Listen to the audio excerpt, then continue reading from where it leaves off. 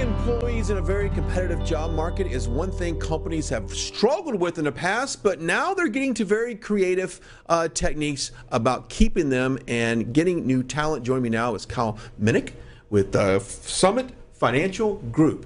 Welcome to the show. Thank you very much for having me, Brian. All right, strong economy, low unemployment rate, which means companies have to be pretty creative getting new employees, but more importantly, I guess, keeping the ones they have. Oh, absolutely. I mean, currently we're experiencing the lowest unemployment rate that we've seen in decades. And as a result, the labor market is extremely tight and finding new employees is extremely difficult. So employers are having to get creative when it comes to their benefit packages in tandem with their salaries to be able to bring in new guys. And it seems like years ago, just offering health insurance and dental and vision was enough. But now they're offering much more than that. Let's go into some of the details on that. So you're absolutely right. 20 years ago, the health, dental, and vision was pretty much all you needed to attract any sort of employee. But now, particularly with the millennials really invading the job market from a hiring and job seeking perspective, it's getting very important for employers to expand beyond that health, dental, and vision in order to attract those new employees. So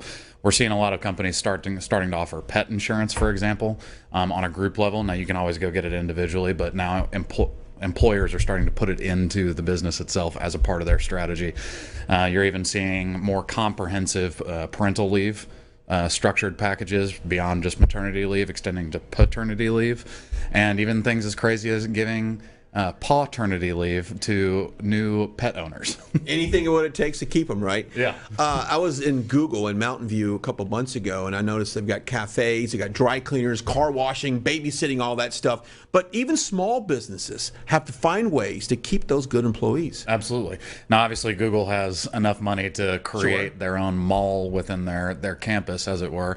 But employers are really trying to pull out all the stops, whether it's an espresso machine, just to build that company culture, or add bells and whistles here and there, all the way down to the standards of insurance and beyond, into those fringe benefits that we're really seeing. Let's get into the financial aspects of all of this, because I heard earlier that it takes about 33 to 35% of a salary, of someone's salary, to replace them. Walk me through that. Well, so you can kind of look at employee turnover as being on an average, at least, of a 3-month cycle. Now, obviously, that depends on the qualifications necessary to find the right individual, but if you're having to sit with a position open for 3 months, it costs a lot of money to the employer, and it's very important to act quickly. Yeah.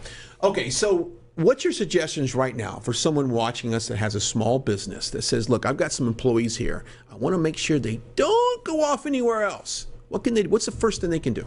Well, you really have to adopt a comprehensive approach to not only your benefits packages, but really your HR strategies as well.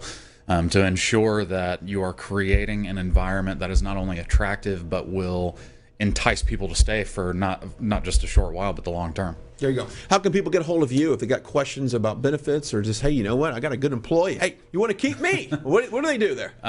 You can visit www.yoursummit.com. We just redid our website. We encourage you to go check it out and see what we offer, and you can get in touch with me there. There you go. Thanks for joining us. Absolutely. Thank you. We'll be right back. Here you go.